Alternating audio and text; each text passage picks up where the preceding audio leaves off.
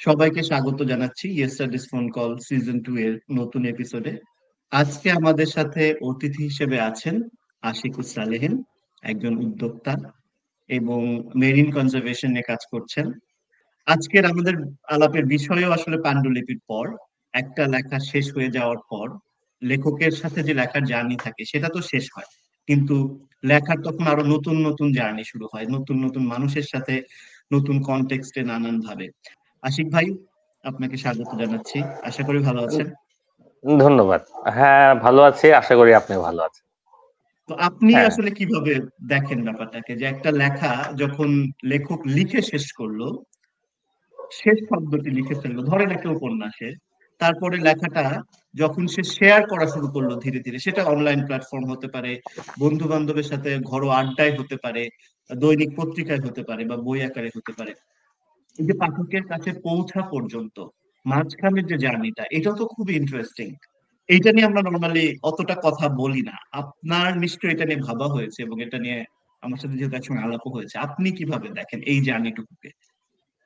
আচ্ছা, আপনি হচ্ছে গিয়ে পাবলিশ মানে হয়ে যাওয়ার আগে ইন বিটুইন জার্নিটার কথা বলছেন, তাই তো? হ্যাঁ, হ্যাঁ। আচ্ছা, এইখানে হচ্ছে মজার মজার কিছু হচ্ছে ইয়ে আছে। আমার যেহেতু হচ্ছে গিয়ে অভিজ্ঞতা হয়েছে, এরকম হয়েছে যে অনেকে ফিকশন ফ্যাক্টরির জন্য একটা লেখা লিখতেছে, অথবা সে হয়তো আমার পরিচিত, সে ফিকশন ফ্যাক্টরির জন্য লিখছে না, কিন্তু আমার ব্যক্তিগতভাবে পরিচয় আছে অনেক লেখকদের সাথে, খুব বেশি না। তো আমার সাথে ব্যক্তিগত বন্ধুত্বের হচ্ছে সম্পর্কের সূত্রে সে হয়তো লেখার মাঝখানে হচ্ছে গিয়ে আমার সাথে আলাপ হয় যে এইভাবে লিখতেছি, উম এইটা কিভাবে কি করা যায়।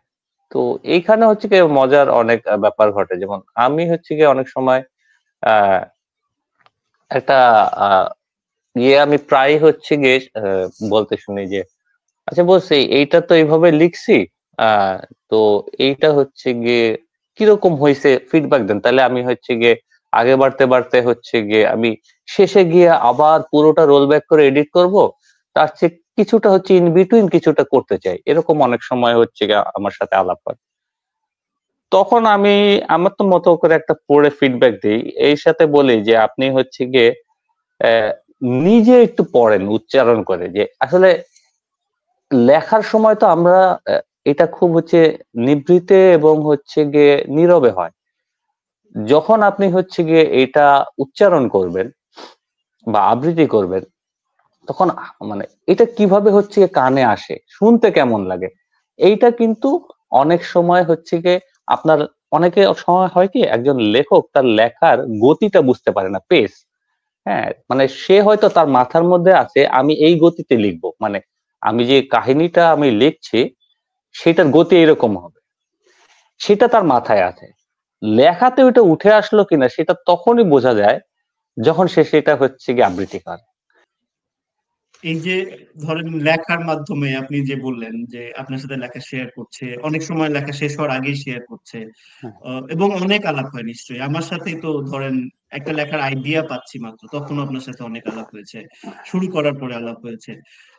এবং এই যে আলাপ, এই লেখার মধ্যে দিয়েই তো আসলে একটা সম্পর্ক তৈরি হয় না, লেখকের সাথে সম্পাদকের, লেখকের সাথে পাবলিশারের। এবং হ্যাঁ, এই সম্পর্কগুলো নিয়ে আমরা ঢাকায় কিন্তু অনেক অনেক আক্ষেপ শুনি, অনেক অভিযোগ শুনি যে এই সম্পর্কটা আসলে যেরকম হওয়ার কথা, লেখক সম্পাদক বা লেখক হ্যাঁ। প্রকাশক, বা লেখার সাথে সম্পাদকের বা লেখার সাথে প্রকাশকের যে সম্পর্ক, এই সম্পর্কটাকে আসলে নিয়ে আমাদের অনেক রিগ্রেট, আমাদের তো অনেককে আক্ষেপ করতে শুনি। ঢাকায় কেন এত আক্ষেপ করি আমরা এই সম্পর্কটা নিয়ে, আপনার কি মনে হয়? সেইটার একটা হচ্ছে কারণ আমি মনে করি যে উম, একজন হচ্ছে গিয়ে আহ, আহ, একটা প্রকাশনা সংস্থার, তো হচ্ছে গিয়ে আমরা সম্পাদক যদিও বলি, আসলে একটা প্রকাশনা সংস্থায় থাকে সম্পাদক মন্ডলী, কারণ অনেক লেখক থাকে। তো আহ, ভালো হচ্ছে গিয়ে চর্চা হচ্ছে যেটা, বা স্ট্যান্ডার্ড প্র্যাকটিস যেটা হওয়া উচিত, সেটা হচ্ছে গিয়ে একজন লেখককে যখন তারা একটা লেখার বিষয়ে তারা একটা নীতিগত সিদ্ধান্তে আসে বা চুক্তিতে আসে, তখন সেই প্রকাশনা সংস্থা তার জন্য একজন, তাদের সম্পাদক মন্ডলী থেকে একজন সম্পাদক অ্যাসাইন করে দিবে। তার লেখা শেষ না হওয়া পর্যন্ত সেই সম্পাদক তার সাথে নিবিড়ভাবে কাজ করবে। বাংলাদেশে সাধারণত যেটা হয়, আমাদের প্রকাশকরা আশা করেন আপনি পুরো একটা লেখা নিয়ে যাবেন, তারপর যদি তার কাছে এটা হচ্ছে গিয়ে তাদের ভাষায় বাজারি, বিক্রয়যোগ্য প্রভৃতি এসব মনে হয়, তখন সে হচ্ছে গিয়ে সেই তৈরি জিনিসটা নিয়ে হচ্ছে সে জাস্ট হচ্ছে গিয়ে প্রেসে দিয়ে দিবে। অনেক ক্ষেত্রে এটা এমনকি হচ্ছে গিয়ে ন্যূনতম সম্পাদনার মধ্যেও যায় না, শুধুমাত্র বড় জোর প্রুফ রিডিং এ যায়, বানান ভুল আছে কিনা, এই হচ্ছে গিয়ে অবস্থা। আফসোসের জায়গাটা ওইটাই। এটা কিন্তু লেখক আর প্রকাশকের সম্পর্কটা কিন্তু আরো নিবিড় হওয়া উচিত, সেখানে ঘাটতি আছে। ওভারঅল কি কারণে আপনার মনে হয় যে এরকম সম্পর্ক হওয়ার কথা ছিল এটা যে ওইভাবে হতে পারে নাই? দুই একটা ব্যতিক্রম বাদে বেশিরভাগ ক্ষেত্রেই আমাদের লেখক প্রকাশক সম্পর্ক খুবই আমি বলবো যে খুবই একদম অতি প্রফেশনাল। সেখানে আমাদের আসলে আলাপটাই তো হয় অনেক কম। এটার কারণ কি? প্রথমত বা হচ্ছে গিয়ে অতি প্রফেশনাল হলে আমি তো খুশি হইতাম। এটাকে হচ্ছে কোনোভাবেই পেশাদার বলা যাবে না, এটাকে বেনিয়াপনা বলা যায় বড় জোর। এক, হ্যাঁ, পেশাদার সম্পর্ক হইলে আমি যে বর্ণনা একটু আগে দিলাম, একটা লেখক প্রকাশকের সম্পর্ক, একটা লেখকের সাথে প্রকাশনের সম্পর্ক, ওইটা হচ্ছে গিয়ে অতি পেশাদার একটা সম্পর্ক, ওইটা প্রফেশনালিজম।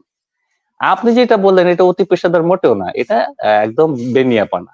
একটা আপনি তৈরি প্রোডাক্ট আনলেন, ও একটা ট্রেডারের মতো আচরণ করবে, নিয়ে হচ্ছে গিয়ে সে সেল করে মাঝখানে তার কমিশন রেখে আপনারা যদি মন চায় কিছু দিবে। লেখকদের কিন্তু হচ্ছে কি যারা লেখালেখি করে দিনানিপাত করে, তাদের জীবন খুবই হচ্ছে কি দুর্বিষহ এবং হচ্ছে গিয়ে করুণ। কিন্তু এরকম কিন্তু খুব বেশি দেখবেন না যে হচ্ছে গিয়ে একজন প্রকাশক তার হচ্ছে গিয়ে আহ, সাহিত্য, শিল্প এইসব জায়গা থেকে হচ্ছে কমিটমেন্টের জায়গা থেকে সে প্রকাশনা শিল্পে এসেছেন, তারপর সে হচ্ছে গিয়ে এই আহ, প্রচুর বিনিয়োগ করে হচ্ছে গিয়ে দেউলিয়া হয়ে গেছেন। হ্যাঁ, অনেক প্রকাশনা সংস্থা ওয়ার্কআউট করে না, সেটা তাদের ব্যবস্থাপনাগত ত্রুটির কারণে। তো আমি বলবো যে এক্ষেত্রে হচ্ছে লেখকদের তো আপনি তখনই চেষ্টা করবেন, এটা তো প্রেমের মতো, আপনি তো ওই দিক থেকে একটা সাড়া পাইতে হবে, তাই না? পরিবেশ যদি একটা লেখককে নিশ্চিত করা না দেয়া না করা হয় তার জন্য, সে কেন যাবে? বরং হচ্ছে গিয়ে এখানে হচ্ছে গিয়ে আহ বেশিরভাগ ক্ষেত্রেই এই পরিবেশটা এমন যে লেখকরা প্রতিনিয়ত হীনমন্যতা বোধ করতে বাধ্য হন। একটা উদাহরণই দিই না, আপনি একটা প্রকাশনা সংস্থা থেকে একটা বই বিক্রি করেছেন, সেইখানে হচ্ছে গিয়ে তারা যখন স্টলে দেয়, উম তার নিজের হচ্ছে গিয়ে বই 2 কপি চাইতে তার তো কাচুমুচু হয়ে যেতে হয়। এটা এটা এটা আপনি নিজেও দেখছেন। আমি তাহলে বুঝাইতে পারতেছি তাহলে ব্যাপারটা কি? এটা তো কোনো বন্ধুত্বপূর্ণ আহ লেখক বান্ধব পরিবেশ হলো না। আর প্রকাশকরা প্রায় একটা তাদের জনপ্রিয় কথা, বই তো বিক্রি হয় না। আপনি খালি যদি হচ্ছে গিয়ে সবজির মতো একটা একটা ফুলকপির মতো স্টলে বই সাজায় রাখেন আর এক্সপেক্ট করেন, আশা করেন যে আপনার বই বিক্রি হবে, মানে এত এত হচ্ছে গিয়ে মাগনা তারা হচ্ছে গিয়ে জিনিসপত্র চায়।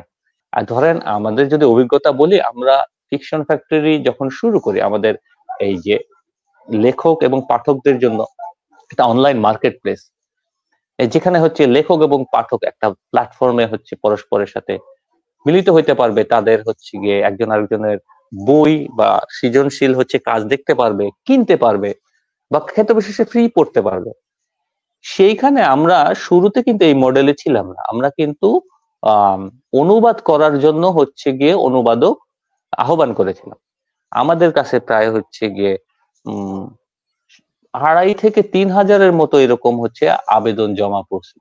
এবং হচ্ছে কি আমরা একটা কমন টাস্ক দিয়েছিলাম যে এই কিছু জিনিস অনুবাদ করে দেখেন, অল্প দেখেন আমাদের কি পরিমাণ পরিশ্রম করতেছে। এদের মধ্যে সিংহভাগ, একটা বড় অংশ লেখাটা হচ্ছে গিয়ে কপি করে, হ্যাঁ ইংরেজি লেখা দিছিলাম, সেটা কপি করে গুগল ট্রান্সলেটরে দিয়ে পাঠাই দিচ্ছে 5 মিনিটের মধ্যে।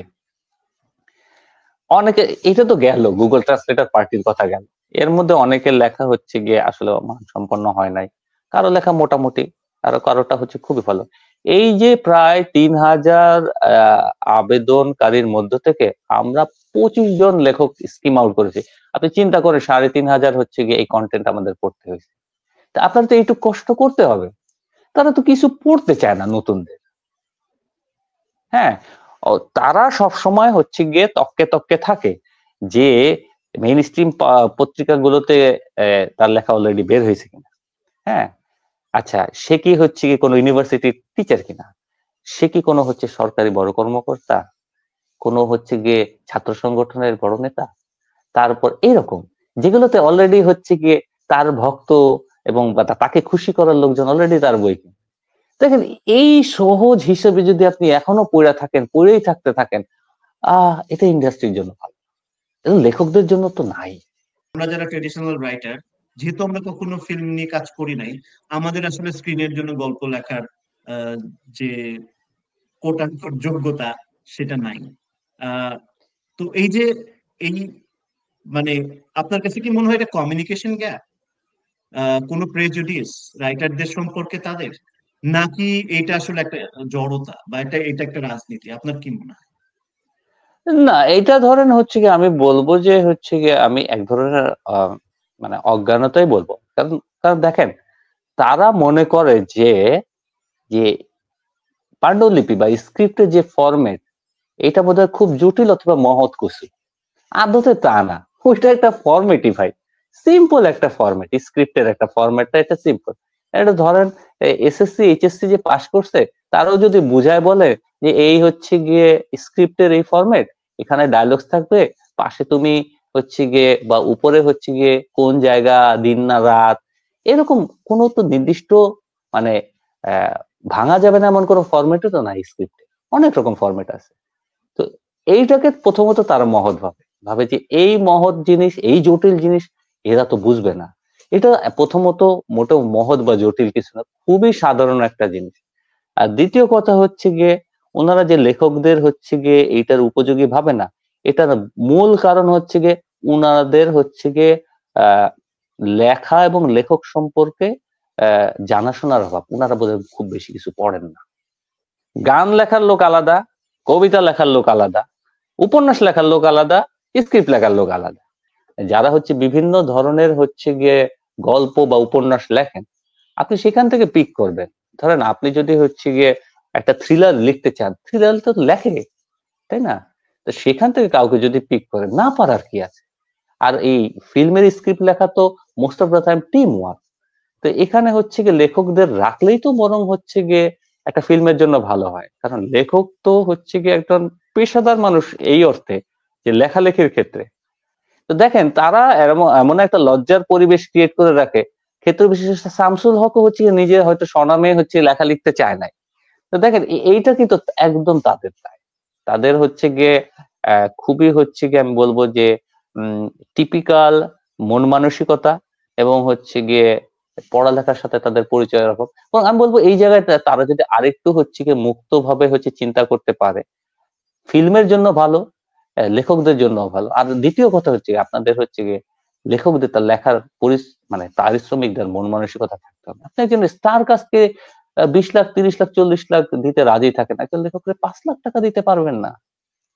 তারা মনে করে একটা পানশালায় গিয়ে একটুখানি পানীয় খাওয়াইলে এই তো বেশি, এর চেয়ে আবার কি চাও?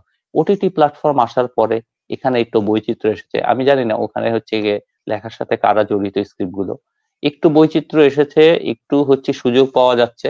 আমি আশা করব যে এখান থেকে মেইন স্ট্রিম যেটা হচ্ছে গিয়ে যে প্রডিউসার এবং ডিরেক্টররা আছেন তারাও হচ্ছে গিয়ে এখান থেকে আরেকটু শিখবেন এবং এক্ষেত্রে তারা নজর দিবেন। আমরা এবার একটু অন্য প্রসঙ্গে যাই। সেটা হচ্ছে সেলফ সেন্সরশিপ। এবং একজন রাইটারকেও হয়তো ঘরে বসে নিভৃতে লিখছে, কিন্তু তাকে সেন্সর করতে হচ্ছে অনেক কিছু। আবার একজন পাবলিশারও চিন্তা করছে যে তার এই এই লেখাটা ছাপলে সে বাংলা একাডেমিতে বইয়ের স্টল পাবে কিনা বা স্টল বন্ধ হয়ে যাবে কিনা, বা তার আসলে আরো অনেক রকম, এটা তো ছোটখাটো সমস্যা বললাম, আরো অনেক রকম বড় এবং এমনকি গুম হয়ে যাওয়ার মতো ভয় কাজ করে। এবং এটা তো রাজনৈতিক সেন্সরশিপ তো আছে, এবং একই সাথে আমাদের কালচারালও অনেক ইস্যুজ আছে যেগুলো নিয়ে আমরা কথা বলতে পারি না, লিখতে পারি না। তো আপনার কি মনে হয় যে এই এই যে আমাদের মধ্যে যে ভয়টা কাজ করে, সেটা রাজনৈতিক কারণে হোক, ধর্মীয় কারণে হোক, নানান সাংস্কৃতিক কারণে হোক, সেই ভয়টা আসলে আমাদের এই সম্পর্ককে আসলে কোনোভাবে প্রভাবিত করে কিনা, বা হচ্ছে ওভারঅল যে আমরা যেই জার্নিটা সবাই একসাথে করি, বই, লেখক, প্রকাশক, সম্পাদক, সেই পুরো জার্নিটাই আসলে নানানভাবে বাধাগ্রস্ত হয় কিনা, হলে কিভাবে হয়, এবং এর কোনো সমাধান আছে কিনা, মানে। শুনুন, এটার প্রাসঙ্গিক প্রশ্ন, এবং হচ্ছে গিয়ে আমরা ফিকশন ফ্যাক্টরি আমরা একটা প্ল্যাটফর্ম হিসেবে যখন শুরু করি, আমি আর আমার বন্ধু শোয়েব সর্বনাম, আমরা এটা এইটা এই দুইজন এটার উদ্যোক্তা। আমাদেরও কিন্তু এইটা ফেস করতে হয়েছে এবং হচ্ছে, যে ধরেন ফিকশন ফ্যাক্টরিতে যদি এমন কোনো লেখা পাবলিশ হয় যেখানে হচ্ছে গিয়ে আহ, আহ, সরকার বা প্রশাসনের সমালোচনা আছে, রাতারাতি একদিনে আমাদের হচ্ছে গিয়ে সাইটটা বন্ধ হয়ে যেতে পারে। এবং এরকম হচ্ছে গিয়ে সাইট কিন্তু বন্ধ হওয়ার উদাহরণ আছে, যেমন সামারিন ব্লগ বন্ধ হয়ে গেছে, সেটা তারা অনেক দিন দরবার করে চালু করতে পারছে, তাও হচ্ছে তাদের পুরানো যে হচ্ছে কি ইউআরএল ওইটা দিয়ে চালু করতে পারে না, এরকম আমরা শুনেছি। এগুলো তো গেল, এর উপর তো আছে ধরেন মানহানি মামলা হওয়ার ভয়, অবমাননার ভয়। এই যে ব্লাসফেমির মতো হচ্ছে ভয়ঙ্কর আর কিছু হইতে পারে না। ধরেন আহ একটা হচ্ছে গিয়ে বই লিখলেন যেখানে হচ্ছে গিয়ে খুব দুর্নীতিগ্রস্ত একজন আইন শৃঙ্খলা রক্ষাকারী বাহিনীর কর্মকর্তা আছেন, অথবা একজন রাজনীতিক আছেন, অথবা একজন জনপ্রশাসনের কোনো কর্মকর্তা বা সচিব আছেন, এরকম একটা চরিত্রকে চিহ্নিত করলেন, করে হচ্ছে পাবলিশ করলেন। বইটার ব্যাপারে জানার পরে হচ্ছে আপনার নামে হচ্ছে গিয়ে মানহানি মামলা করে, হ্যাঁ, এবং হচ্ছে অবমাননার মামলা করে। ফিল্মের ক্ষেত্রে তো এই ব্যাপারটা আরো কড়া, আপনি সেন্সরি পাবেন না। রিসেন্ট সময় যদি গত কিছুদিনের কথা বলি, ধরেন এই গত 10-20 বছরের কথা বলি, আপনি কি হচ্ছে গিয়ে মনে করেন যে আপনার স্বাধীনতা, আপনার আঁকার বিষয়বস্তু বাছাই করার স্বাধীনতা সংকুচিত হয়েছে? সে একটা মজার কথা বললো যে আশিক ভাই, এটা বরাবরই এরকম ছিল, যে আপনি যদি বলেন যে এইটিজে যা খুশি তাই আঁকা যেত, এইটিজেও যাইতো না, নাইনটিজেও যাইতো না, সেভেন্টিজেও যাইতো না। তো এইটা আমাকে খুব স্ট্রাইক করছে যে মোটামুটি অবস্থা একই রকম ছিল, আহ, মাঝে মধ্যে হয়তো এক্সট্রিম হয়, সেখান থেকে একটু নিচে নামে। হ্যাঁ, আমাদের রিসেন্টলি হচ্ছে কি যেসব উদাহরণ দেখেছি সেগুলো খুবই অ্যালার্মিং। হুম। আহ, লেখার জন্য, মত প্রকাশের জন্য জেল, জরিমানা, গুম, এগুলো প্রভাব ফেলে লেখকের সাথে প্রকাশকের সম্পর্কেও। ধরেন আমরা অনেক ক্ষেত্রে হচ্ছে গিয়ে কম্পারেটিভ রিলিজন নিয়ে আলাপ করতে চাই, বা হচ্ছে গিয়ে রিলিজনের প্রভাব নিয়ে আলাপ করতে চাই, বা কিছু ক্রিটিসিজম আমরা কিন্তু নোংরা সমালোচনার কথা বলছি না, যে আহ, আক্রমণাত্মক হচ্ছে গিয়ে ধর্মবিরুদ্ধ হচ্ছে গিয়ে কোনো আলাপের কথা যাচ্ছি না।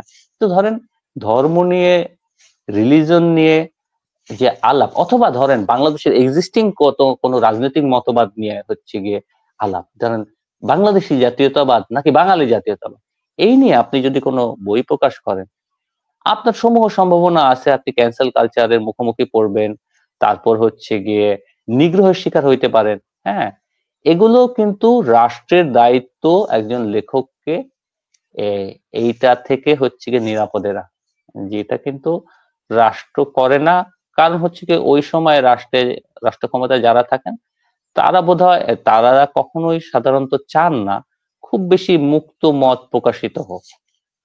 তো এই হচ্ছে কি অবস্থা, এবং বটম লাইন হচ্ছে এটা, হ্যাঁ, এইটা আমাদের লেখকদের উপর এবং প্রকাশকদের উপর আহ দৃঢ়ভাবে প্রভাব বিস্তার করে, এবং এটার প্রভাব সুদূর প্রসারী, এবং এটার প্রভাব আমি বলবো যে আহ, লেখার জন্য, মত প্রকাশের স্বাধীনতার জন্য হুমকি।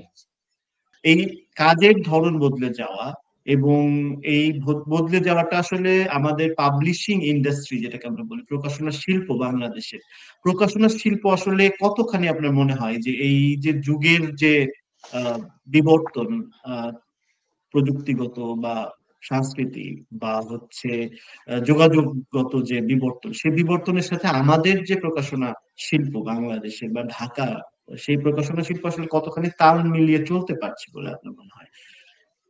আচ্ছা, এটা খুবই খুবই দারুণ একটা হচ্ছে গিয়ে প্রসঙ্গ আপনি টেনে আনছেন। আপনাকে তার জন্য ধন্যবাদ।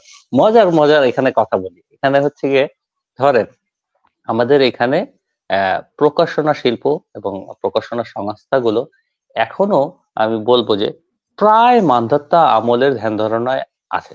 যেমন ধরেন আপনি তো বই মেলায় অবশ্যই গিয়েছেন এবং জানো। যেতে হয়েছে লেখক হিসেবে, পাঠক হিসেবে। যেখানে হচ্ছে গিয়ে একসাথে সমস্ত প্রকাশনীকে আপনি দেখতে পান।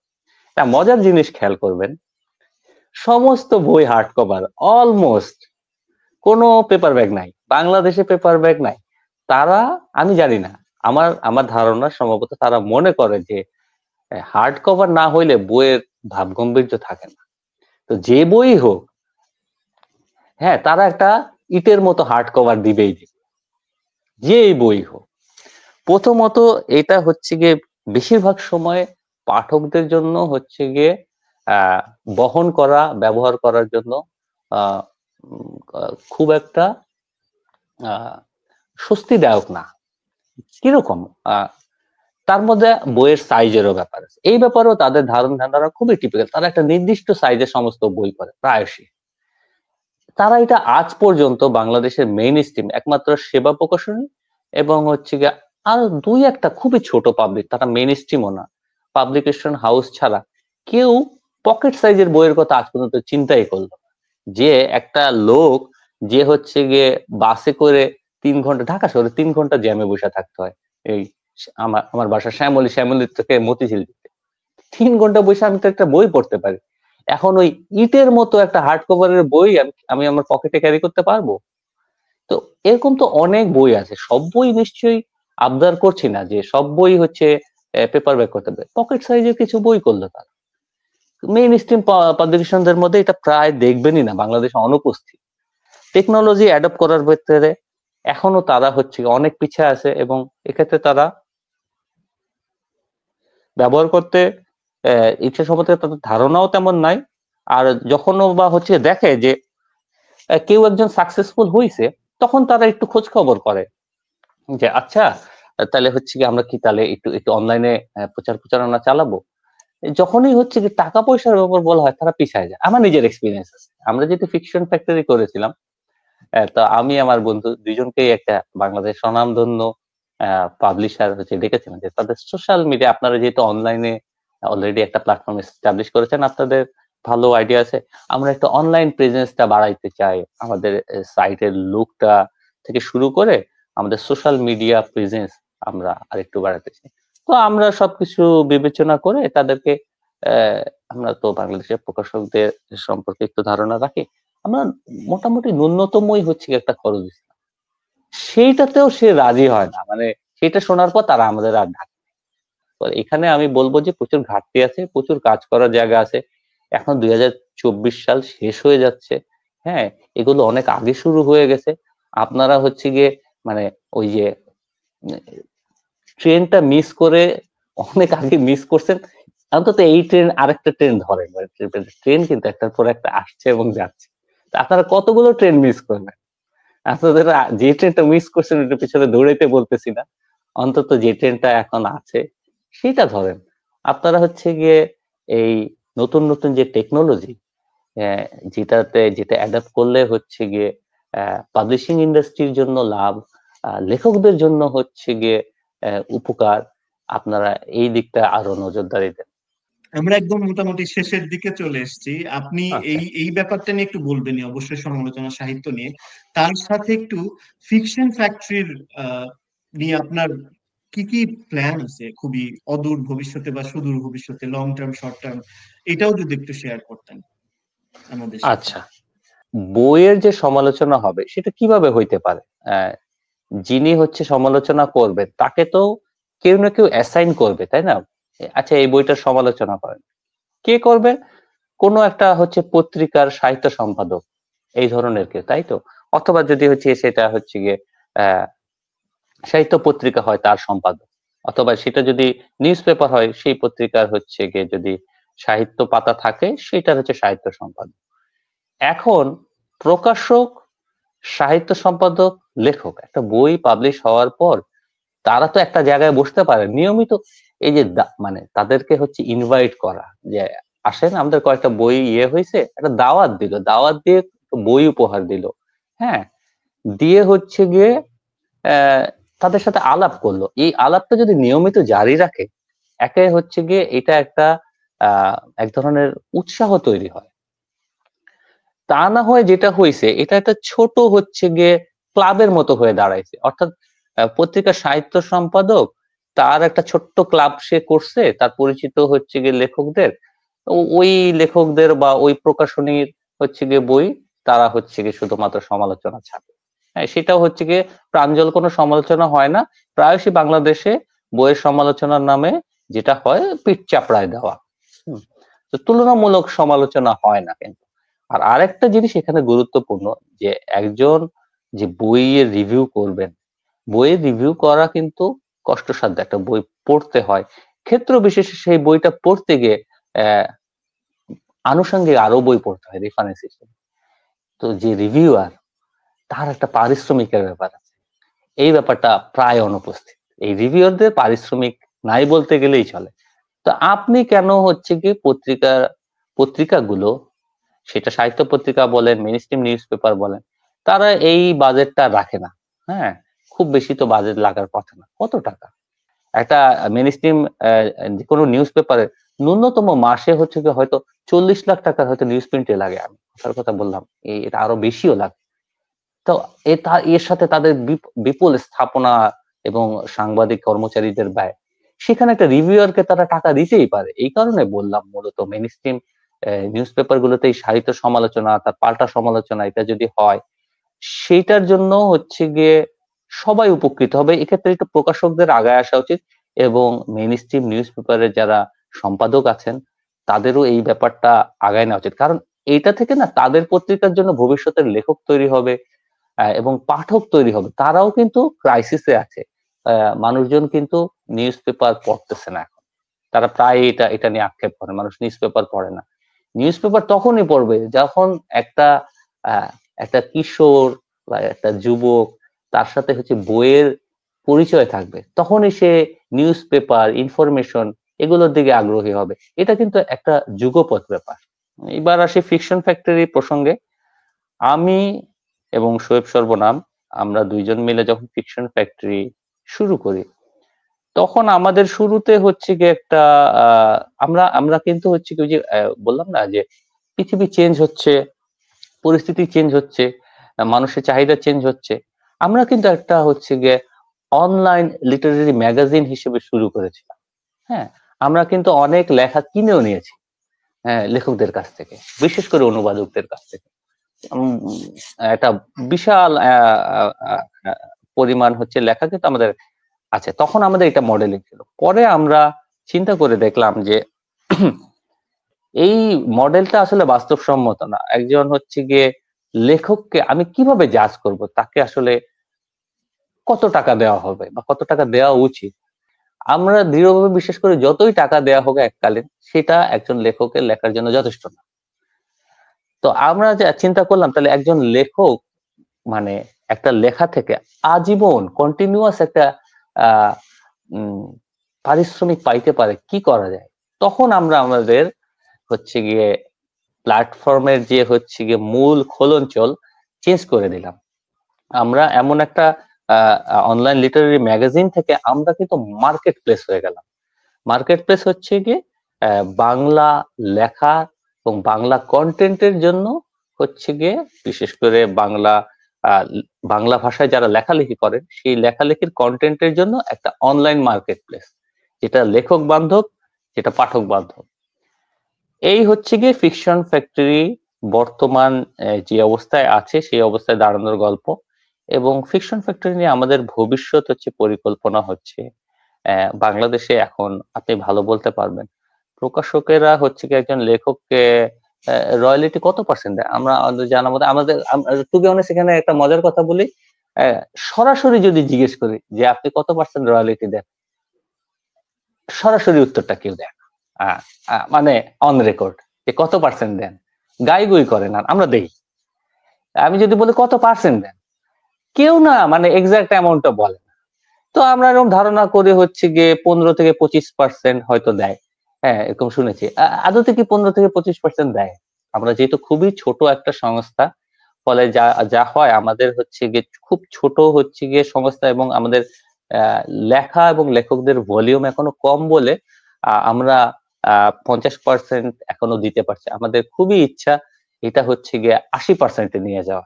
একজন লেখক তার লেখার বিপরীতে ন্যূনতম 80% রয়্যালটি পাবে, এবং আমাদের আলটিমেট যদি গোল বলেন 100% রয়্যালটির দিকে যাওয়া, যে 100 টাকার যদি বিক্রি হয় 100 টাকাই পাবে। আমরা তখন হচ্ছে গিয়ে হয়তো আমাদের যদি আমাদের খুব ইচ্ছা তখন হচ্ছে গিয়ে আমরা হয়তো 0.5% রাখবো। 0.5% রেখে আমাদের খরচটা চালাবো। এইটা হচ্ছে আমাদের আলটিমেট। ব্যক্তিগতভাবে লেখকদের সাথে আমাদের হচ্ছে দরজা উন্মুক্ত থাকে, যে কোনো সমস্যায় তারা আমাদের নক করতে পারে। আমরা তাদের সাথে সব ব্যাপারে আমরা সহযোগিতা করি, তাদের লেখার বিষয়ে তাদের কথা মনোযোগ দিয়ে শুনি। আমাদের সামর্থ্যে যা যা আছে আমরা তাই করছি। এই হচ্ছে বর্তমান অবস্থা। ধন্যবাদ ফিকশন ফ্যাক্টরির জন্য শুভকামনা। এবং আমার কাছে ব্যক্তিগতভাবে বেশ কিছু বিষয় অ্যাটলিস্ট বাংলাদেশি কনটেক্সটে খুবই ইউনিক মনে হলো। আমি তো ফিকশন ফ্যাক্টরির অবশ্যই। জন্য শুভকামনা। আপনাকে অনেক ধন্যবাদ। ধন্যবাদ। আমাদের আলাপ আসলে প্রত্যেকটা বিষয় নিয়ে আলাদা আলাদা করে করা যেত এবং লম্বা লম্বা আলাপ করা যেত। তো ভবিষ্যতে আরো কথা বলার ইচ্ছা থাকলো। ভালো থাকবেন। জি, আপনিও ভালো থাকবেন। আপনার সাথে এবং এই প্ল্যাটফর্মটার সাথে আলাপ করে আমার কথা বলতে পেরে এবং অনেক কিছু হচ্ছে কি যেটা আমরা হচ্ছে গিয়ে মানুষের সাথে শেয়ার করতে চাই এটা জানাতে পেরে আমাদেরও খুব ভালো লাগছে। ধন্যবাদ আপনাকে।